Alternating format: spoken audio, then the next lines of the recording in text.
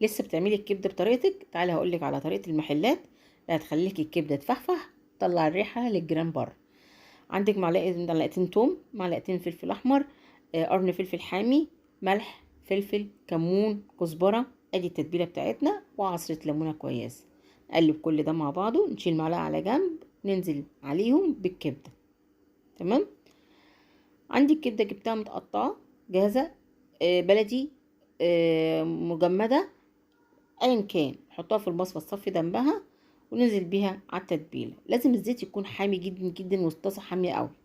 بنزل بالكبده، بشوحها، بنزل عليها بالفلفل الرومي حامي او بارد زي ما انت عايزه.